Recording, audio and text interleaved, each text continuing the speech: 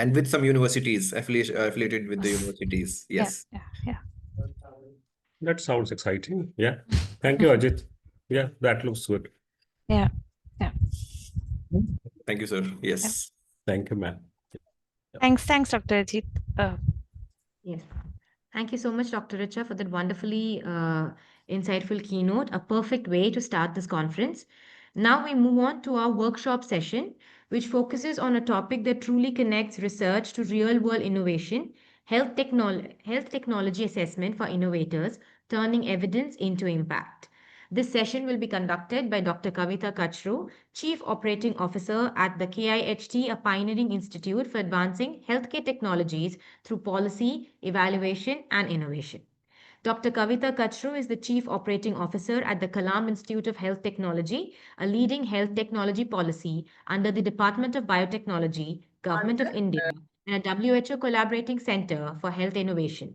With over 17 years of experience in health research, Dr. Kachroo has significantly contributed to the field by supporting R&D, industry, policymakers, and knowledge repositories.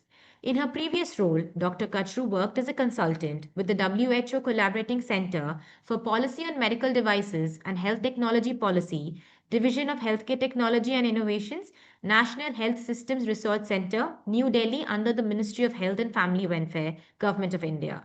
She played a pivotal role in developing and implementing several health policies in India.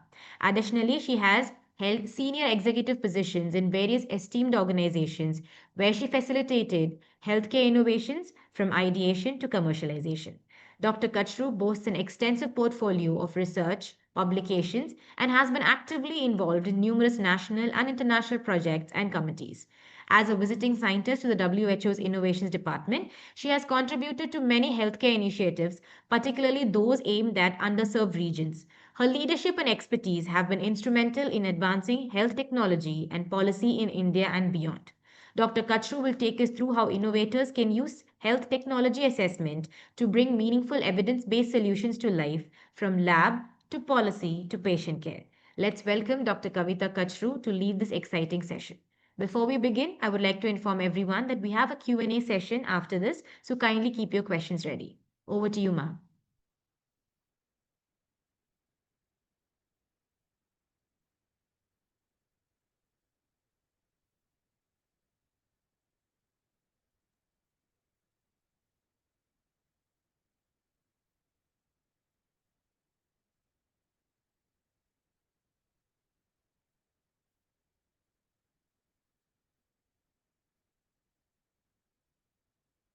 So good morning, everyone. Can you see the screen?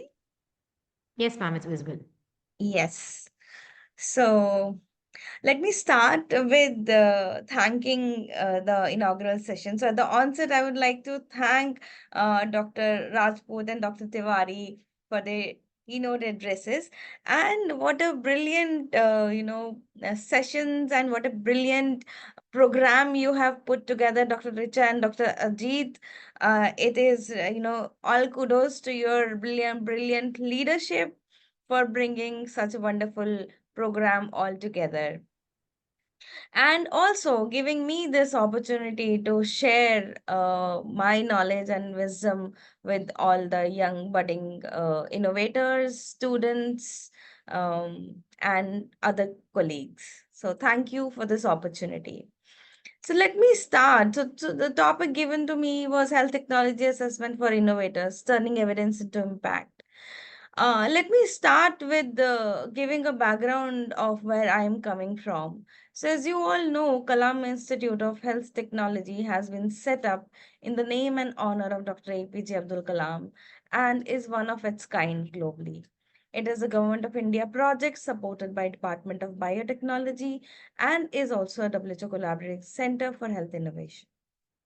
In India, we started the journey of health technology assessment by international fellowships, and that program was started under the leadership of our executive director, Dr. Jitendra Sharma. And international fellowship on health technology assessments were started since 2012. As Dr. Kalam said once, innovation distinguishes between a leader and a follower. With this in mind, KIHT is leading the charge to transform healthcare innovation globally.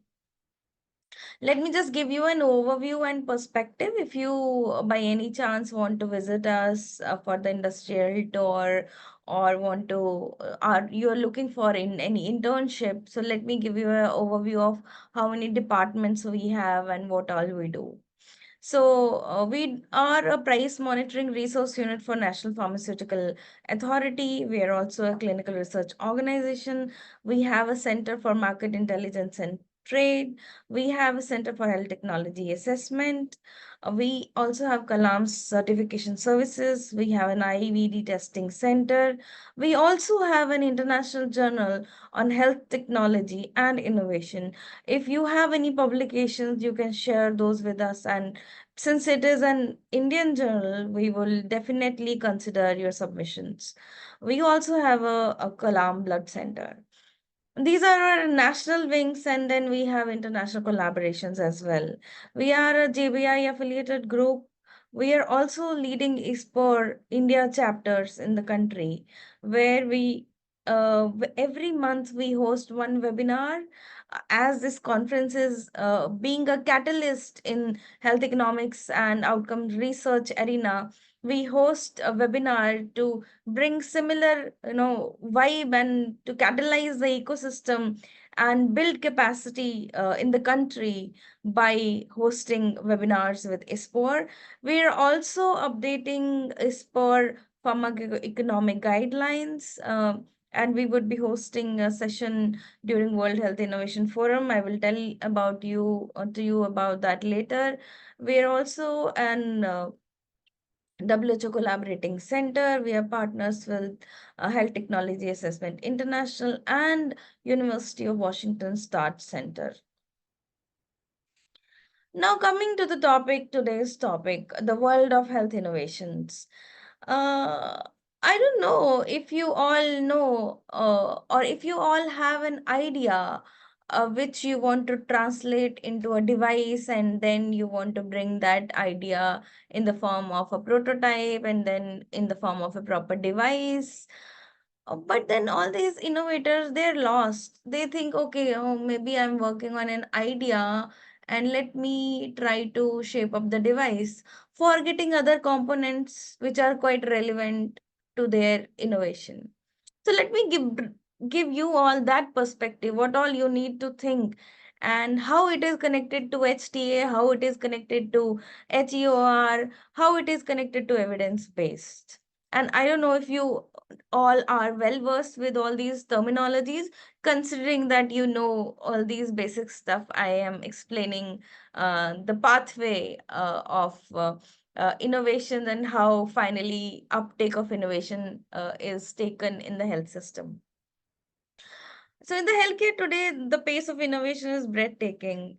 Every day you must have seen new AI tools, diagnostics, biomaterials, implantable devices, telehealth programs which are emerging. You are witnessing, everybody is witnessing this surge of new innovations these recent years.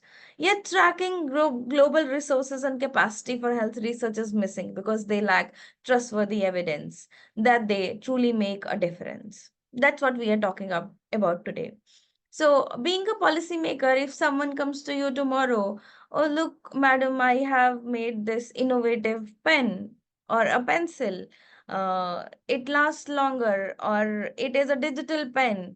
Kindly consider this. Previously, in the previous years, we used to think, okay, let us, it is fine, or when we used to convince people or policymakers, oh, it is good, it is clinically effective, it is cost effective. But these days, we don't do that unless and until we have proper evidence. So that is what the turning point from opinion to evidence. Now it is not opinion based. Unless and until you have evidence, nothing will move out. Like, in legal cases, unless and until you have evidence, the judge cannot give the verdict. So similarly, we also these days need evidence to even talk about or take that innovation to another level. In spite of testing the efficacy of medical interventions started in 11th century, the Scottish epidemiologist Professor R.G. Cochrane, we all know him, increased the acceptance for the concepts of evidence-based practice through his book Effectiveness and Efficiency: Random Reflections on Health Services. His work was highly appreciated, and the Cochrane's collaboration for evidence-based medicine was named after him. In 1990, the medicine took a bold turn. Physicians realized that experience wasn't enough. It gave rise to evidence-based medicine, and evidence-based medicine is the application of the best available evidence that is obtained from well-designed scientific researches to the medical practice and decision making. It ranks the evidence according to its strength. So, as you all know, now if any one of you is interested in doing a research on a new innovation, where do you start from? So there are multiple ways where do you start from, and there are different study designs which you can choose based on the innovation and based on your interest. Then we collate all the evidence and then we come to the conclusion. Coming to the HTA scenario, you can see in every country, health technology assessment or health economics and outcome research is a legal entity now. In India, previously we didn't had, but now in India also we have a body for health technology assessment, and it is a department under Department of Health Research. It is an attached office to the Government of India. And Kalam Institute of Health Technology also is a resource hub. We are continuously, or we since beginning we have been doing health technology assessment and supporting Department of Health Research, HTAI. Coming to how HTA started in India, as I already mentioned, it started with the fellowships. These are the health international fellowships on health technology assessments started by Dr. Sharma in the year 2012, and then it continued. So it got recognition in 12th year plan. Then highlight was then in National Health Policy 2015, HTA was highlighted. Then we got an approval for HTA board. Then HTA's operationalization now in many states.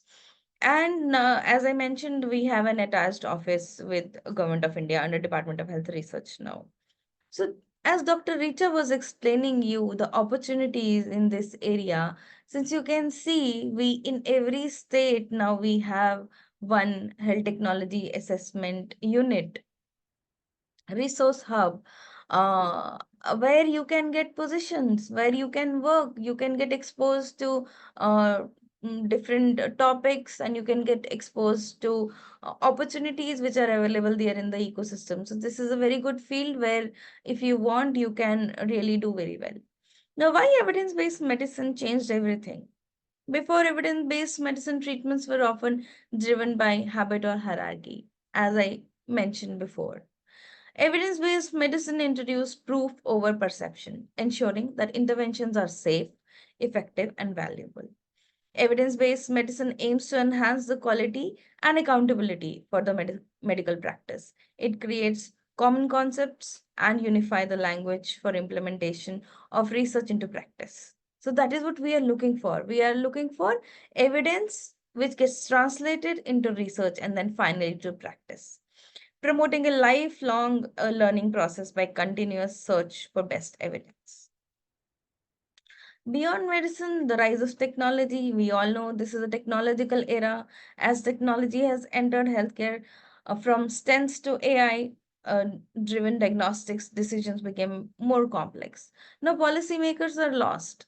They don't know what to pay for and what not. Policymakers, payers, and providers, they always ask, is it worth the cost? Does it work in real life? So we're confused. No, I don't know. As I gave an example, does this pen work? Even if it is a digital pen, I don't know. I don't have any evidence. I cannot guaranteely, recommend this digitized pen for procurement or to get used in for masses or in public healthcare system. I don't know. I don't have a clue. So what do? We do health technology assessment. Now, we all are talking about HTA, but what is HTA and what do we do when we do an HTA? Health technology assessment is a multidisciplinary process that systematically evaluates the properties, effects, and impacts of health technologies to inform decision making in healthcare. Right? This assessment includes considering the social, ethical, economic dimensions of health interventions such as medicines, devices, vaccines, and procedures. The ultimate goal is to help health system to become equitable, efficient, and high quality. So imagine there is a device, maybe a handheld ultrasound, right? Let's think of it. And now we have to do a health technology assessment on a handheld ultrasound. You must have seen globally in different countries, there's this device of handheld ultrasound is there in many countries, but in India we don't have this device assessment once came to us when initially they were launching the device in the Indian market. So what did we do? We evaluated the technology. We evaluated it how? We checked its clinical effectiveness. We evaluated its cost effectiveness. We evaluated the societal components around it. And we also evaluated the ethical components around it. And then when we evaluated that, the technology was clinically effective. The technology was cost effective. Socially, it was also acceptable. But ethical problem was there. Since in India, we had more female feticide, if we bring this technology and we give the opportunity, uh, to different, healthcare workers or providers who are there in different corners of the country, the feticide will increase the more. So that was the finding. We said, no, we can't approve this technology. We need to stop it. So we rejected it. Similarly, there can be any technologies which are clinically effective, but they are not cost effective. Some technologies can be cost effective, but they are not clinically effective. So that is what is a kind of assessment we do. And then when the results come, a policy maker is able to take a decision whether to approve this technology, whether to approve this technology with reasons, or to reject the technology. So coming, as I was explaining you, why HTA matters. Healthcare resources are finite. The global health spending has reached USD 9.8 trillion in 2021, yet millions still lack the access. That is what is the problem.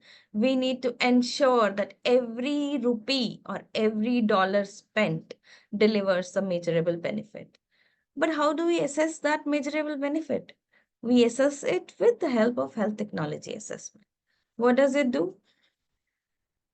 It evaluates it and it gives us the best value of that rupee spent. Now, the innovation paradox. Coming to innovation, the innovators create solutions to improve lives, but without evidence, they struggle to scale. That is what is the problem.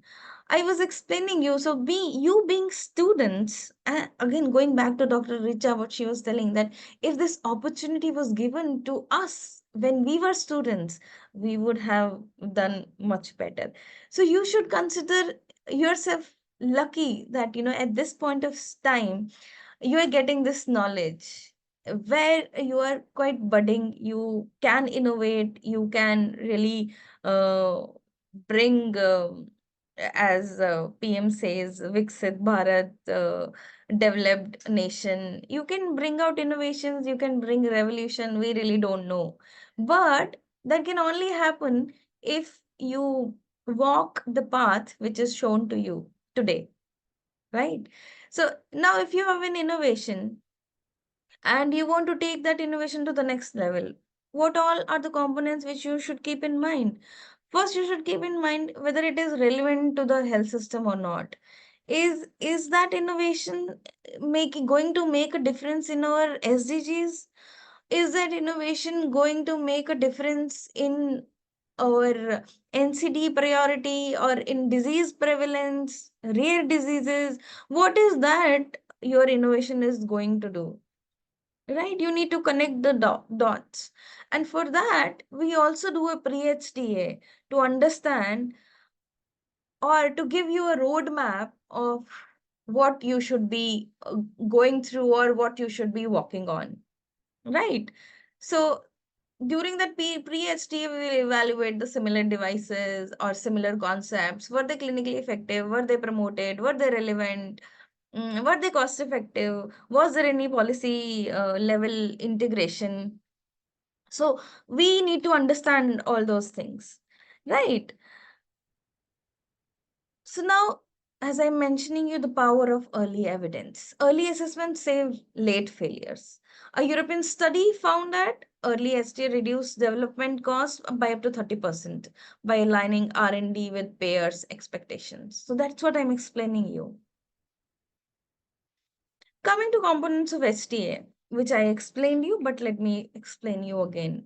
STA doesn't just mean efficacy, it examines a full picture. Clinical effectiveness, does it work? Economic evaluation, is it worth it? Ethical and societal aspects, is it fair? Organizational impact, is it feasible? Now, innovators dilemma.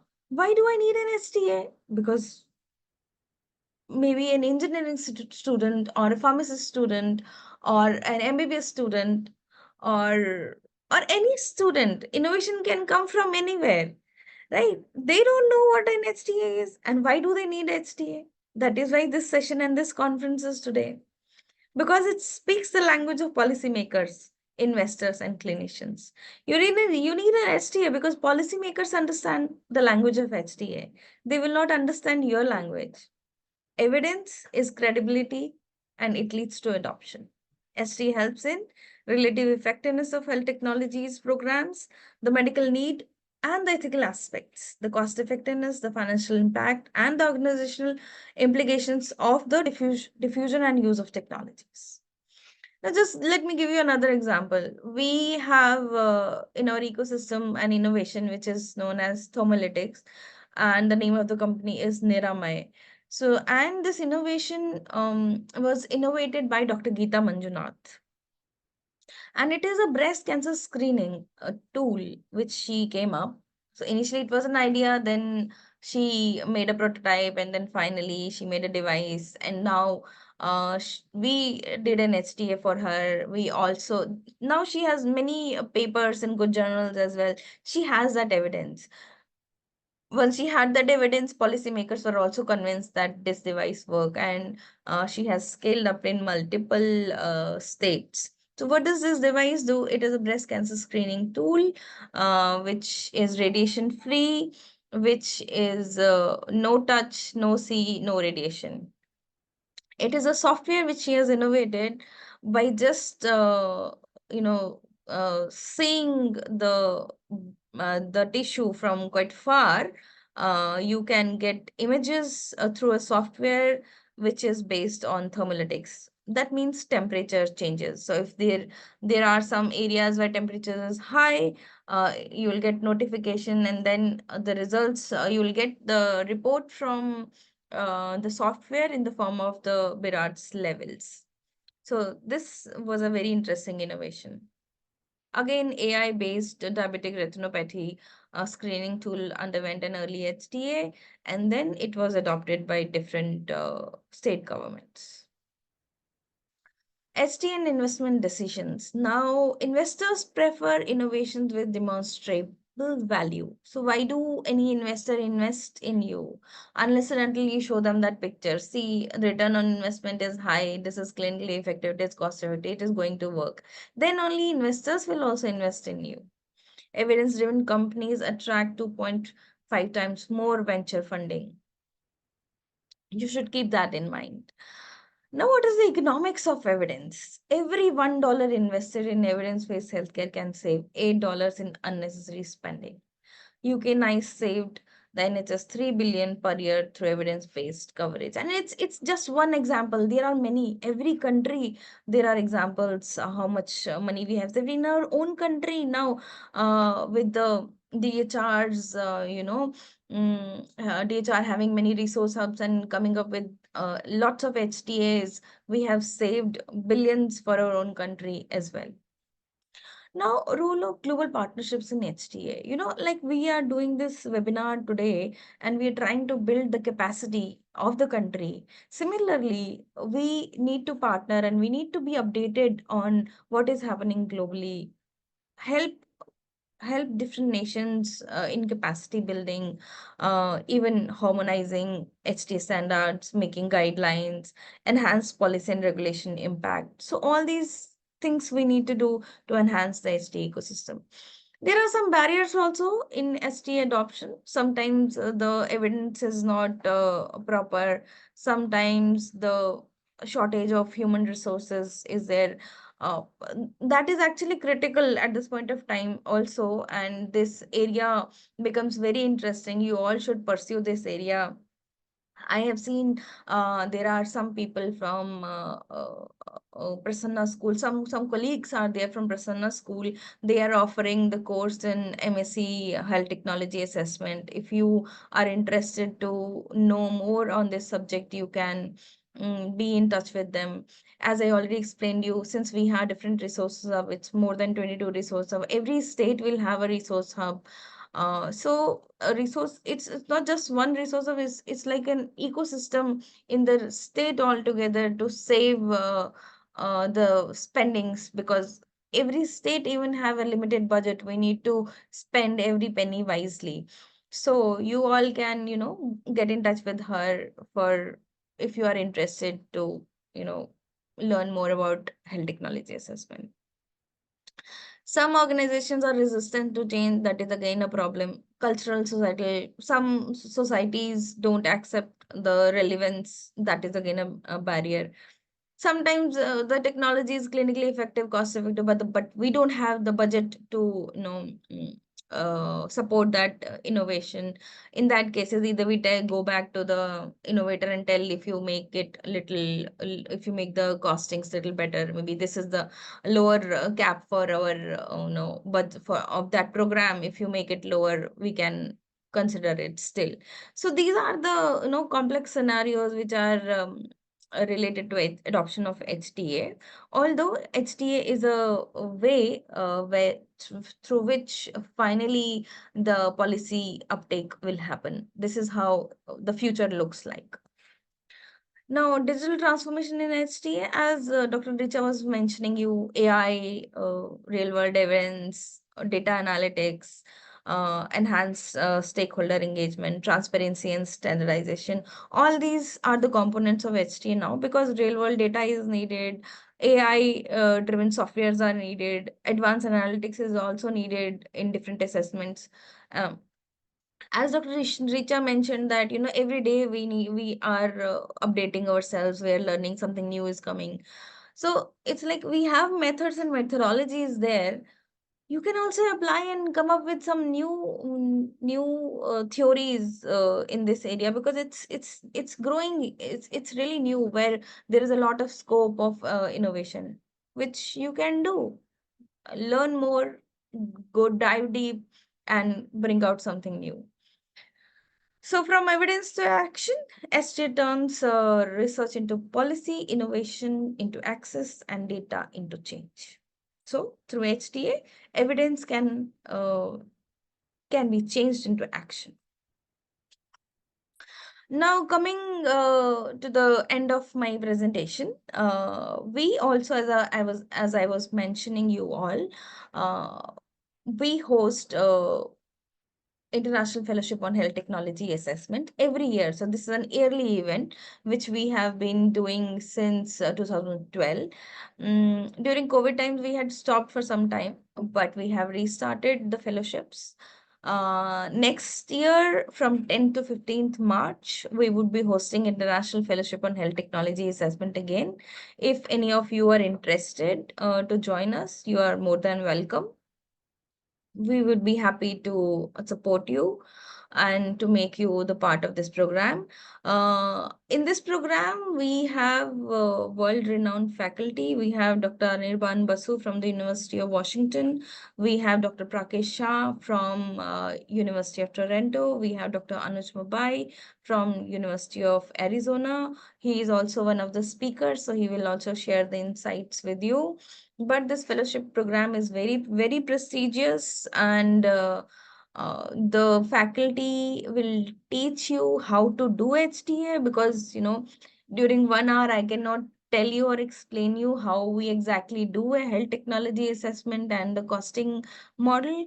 But during this health technology assessment program, we give you a hands-on session where we make you do projects by yourself, and unless and until you finish the project, you're not given the certificate. So highly recommended for all of you. We are also hosting World Health Innovation Forum. This is also an yearly activity where we bring delegates from almost around more than 30 countries. We have ambassadors, policymakers, politicians, innovators, industry partners, students. They come here, they showcase their innovation. If some industry partners are interested, they also give some funds to those innovators. We deliberate, we discuss innovation during this World Health Innovation Forum. If you all are interested to participate, you can just register for it. The registration is free for this event. You can participate and meet global leaders, innovators, industry partners. With this call to innovators, innovators hold the power to shape the next decade of health transformation if they build with evidence. Let's commit to innovate responsibly, evaluate rigorously, and implement equitably. The measure of innovation is not invention, it is its impact. In the economy of health innovation, evidence is the only legitimate currency. Everything else is conjunct. So with this, thank you so much, and thank you everyone for giving me this opportunity. Over to you, Dr. Richa. Thank you, ma'am. And now, participants, we're open to questions. Does anybody have any questions? They can leave them in the chat box or unmute themselves and ask them directly. Thanks, Dr. Kavita, for the wonderful session. Participants, please feel free to ask questions. I hope I was able to give you an overall perspective, although it is quite short to even explain this holistic ecosystem, but I tried my level best to give you the glimpse of it. Ma'am, it was amazing. So students, please interact with her and all the participants. I would also, I saw Dr. Edlin is there. Dr. Edlin, if you can also talk about your MSc HTA program. Are you there? Because we are also joining hands with Prasanna School to do an MSc HTA program. So I thought it will be very useful for the students to know about it as well. Dr. Edlin, are you there?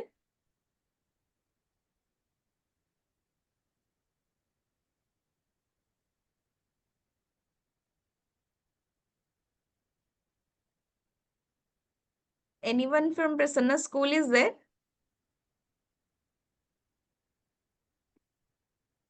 I think she dropped a message and she has left for somewhere.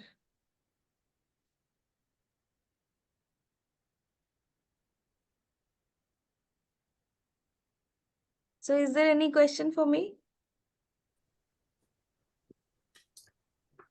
Oh, people have understood it nicely. Or they have not understood anything. No. I mean, I see some questions in the chat. There's one.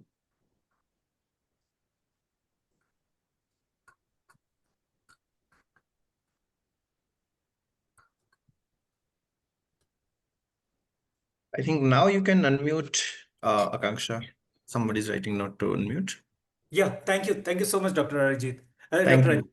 Yeah. So, Hello. yeah, Dr. Kavita, this was really nice session. My only question is that you mentioned about two specific cases where you had done individual cases where you had done the HTA for that. So, of late, how often the Indian pharmaceutical companies are reaching out for the HTA in India?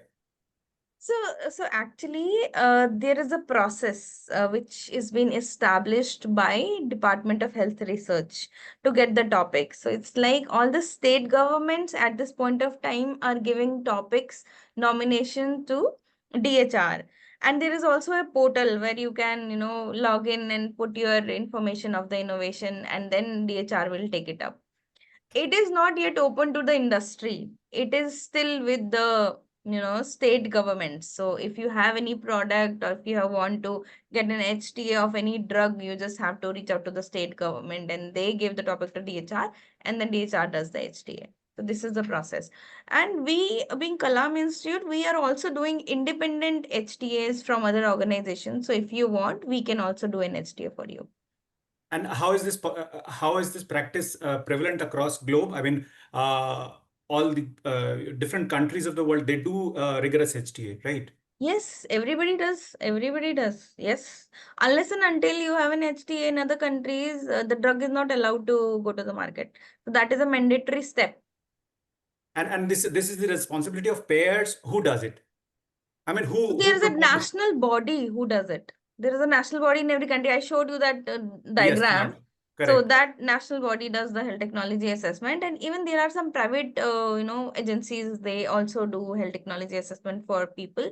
But unless and until it is authorized by any government agency, it doesn't goes off. So in India, it is Department of Health Research, HTAIN, which is responsible. As of now, we are taking topics from states, and then it goes to DHR. They will verify it. If evidence is there, if literature is there, they will approve it.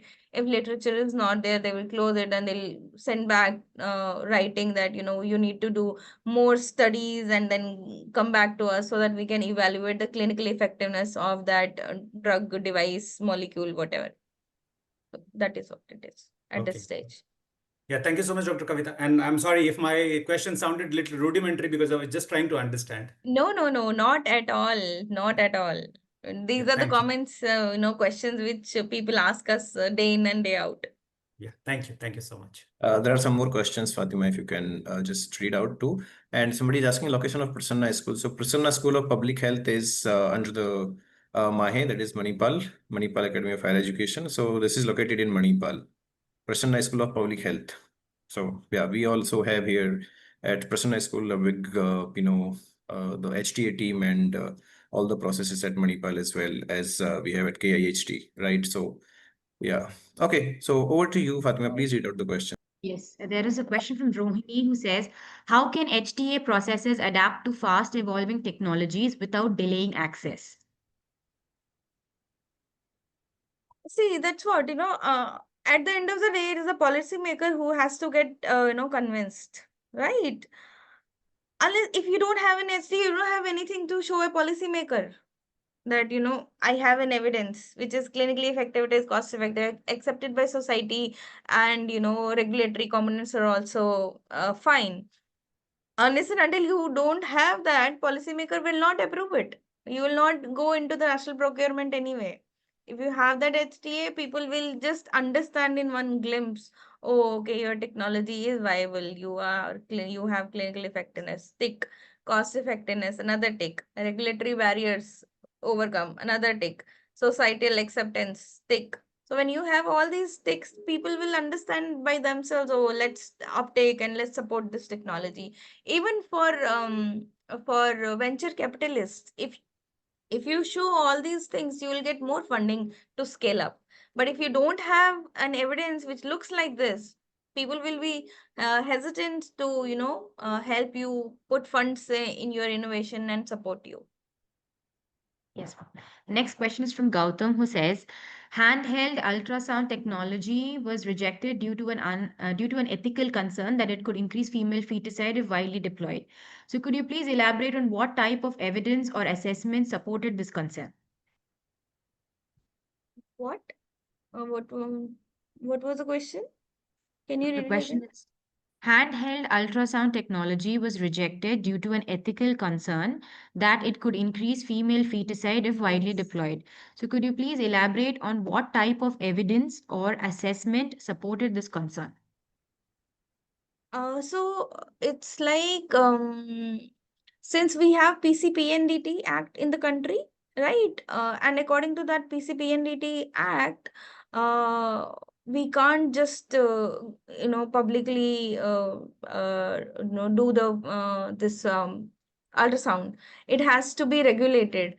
And if this handheld ultrasound device is given to all the healthcare workers in periphery, if it reaches, the feticides will happen more, and government will not have any control on it. So that was the reason why it was not approved. Yes, ma'am. The next question is from Akansha Verma, ma'am. How much time does it take in overall HTA approval in India from the application till the final approval of the technology? What general barriers have you observed for which the technology have been rejected in the country? So mostly we need clinical evidence. Clinical evidence in the form we need to have published studies. So if it is an innovation and it just have one published study, the evidence is too weak. But if it has more than one studies, maybe 10 or 12 studies, we can still make a case. But mostly, since they are innovations or innovators, then don't have a clue of validation and how that validation happens. So that becomes the biggest barrier of lack of evidence, lack of data, indigenized data, because that innovation is indigenized innovation. We don't have Indian data on that innovation. That is the biggest barrier. Yes. Next question is from Vimulya, who says, can you explain more about the MCDA within India?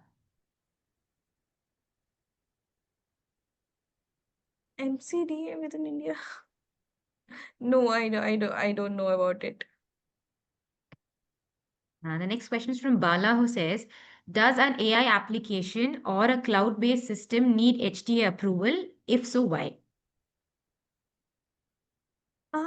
If it is a cloud-based system, that is also an innovation. If so, it's like it comes under software as an innovation. It also needs an STA because we need to understand uh, its safety. Is it safe to transfer data because data privacy laws are there? Is it safe? Is it effective? Is it cost effective? We need to understand all these concepts. Then only we can approve it, accept it or reject it. Yes. The next question is from Sharmila Venkata ma'am, who says, what are the key challenges in implementing HTA in countries where hospital costing and utilization data are weak? How can the RWD or Sentinel sites help? That is what I said. That is the biggest drawback. We don't have indigenized data, and we are trying to build that database. Unless and until any innovation has a data, we can't approve it. Yes, ma'am. And the next question is from Priyanka Bharti, who says, hi, ma'am, Priyanka here. Considering the limited availability of randomized controlled trials, how is real world evidence being integrated into HTA for medical devices? The first question. Yes, so we are trying to, as if you remember, you have seen that we are also a CRO. So we being situated in a medical device park, we try to do primary studies as well, and we try to bring evidence on devices as well. So that is how we are trying to build this system. But yes, she's true that we don't have that much primary data, and we need to create that data. Yes, ma'am. And the second question is, with the rise of digital health technologies, how is HTA in adapting its frameworks to assess innovations like AI-based diagnostics or wearable devices? If you remember, I told you that we are redesigning, reframing the pharmacoeconomic guidelines. So previously, pharmacoeconomic guidelines for India were only for medicines. But now, since we have medical devices, we have AI, we have wearable technology. So that's what we are redesigning. We are including all these components in the guidelines, and those guidelines will be out soon for everybody to refer. Yes, ma'am. Aditya Jadhav wants to know that is there any opportunity for internship in HTA in Prasanna Public School? Yes, you can apply for internship. You can also apply at Kalam Institute. You can also apply for fellowship.